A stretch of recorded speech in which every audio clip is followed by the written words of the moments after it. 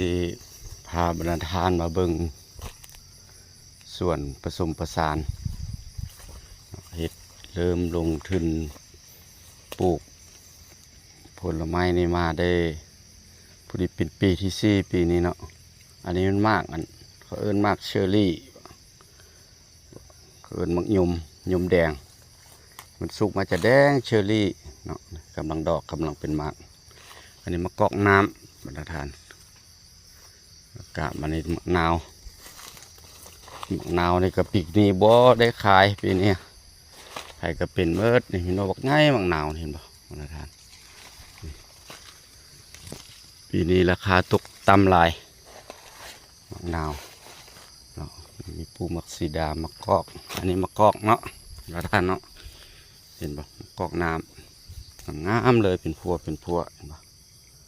กอกน้ำกอกน้ำแล้วก็มีผสมผสานได้มีอะโวคาโดได้มีมะกะทันพันน้ำนมอันนี้ต้นทุเรียนเนาะนี่ต้นทุเรียนปลูกได้4 ปีนี่แหละ4 ปีแต่ว่าอันนี้เป็นปลูกแกนเนาะโบแมนเอาเบียนเพิ่นมาปลูกทุเรียนมันห่มเนาะห่มแล้วเห็นให้มันต้นสูงยาวแล้วก็มักซิดาอันนี้ซิดากำลังสุกกำลังสิสุกอันนี้เราบริห่อสับนี่นะจะปิดทิมแล้วมันกลายงามแล้วปิดทิมอันนี้เป็นแต่เรื่องอันนี้มะกอกน้ำต้นมะพุกเนาะมะพุกปีนี้ก็เป็นหลายอยู่พุกปีนี้อันนี้เห็นมะกอกน้ำบรรดาทาน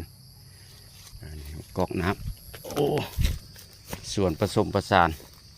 เนาะมะกอกน้ำงามมะกอกน้ำสนใจทางมาเด้อมือ130,000